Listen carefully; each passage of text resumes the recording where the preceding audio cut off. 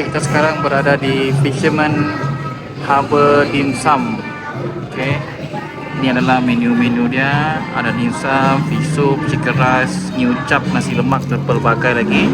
So kepada kamu orang yang datang ke Labuan, boleh cuba untuk datang ke sini Fisherman untuk merasa sendiri apa yang istimewa dekat restoran ini.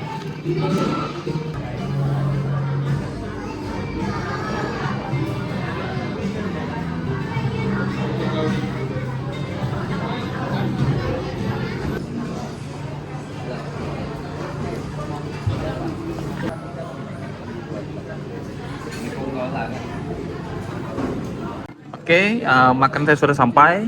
Saya memilih untuk makan kolomi bersama dengan sup ikan tomato. Okey, isteri saya dia makan nasi dengan sup ikan tom yum, betul? Betul. Wah, nampak sedap nih.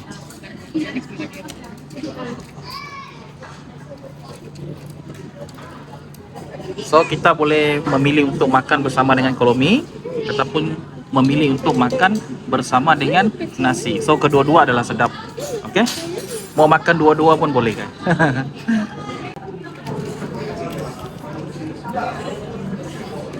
Sudah kawan. Padu ah. Padu. Bagi review sekejap. Dia punya sup okey. Tak lawannya macam KK lah. KK lagi padu. Okey lah. Tapi so far Labuan So boleh far dia lah. punya rating dalam 8.5 lah. Okay. So recommend datang sini lah. Rekomen untuk datang sini Fishman Harbour Mall. Apa dim sum. Okey. Okey, lai come. Harbour Mall.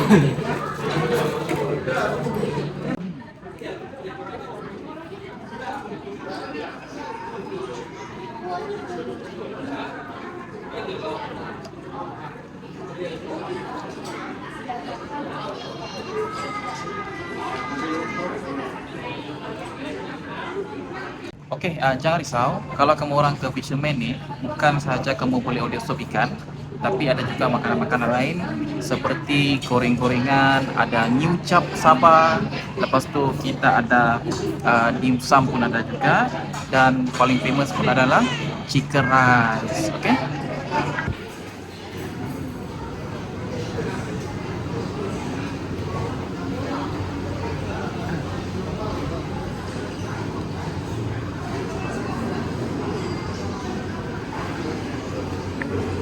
Okey, ini adalah bangunan Paragon, dan kebiasaannya orang datang ke bangunan Paragon ni adalah untuk menikmati makanan.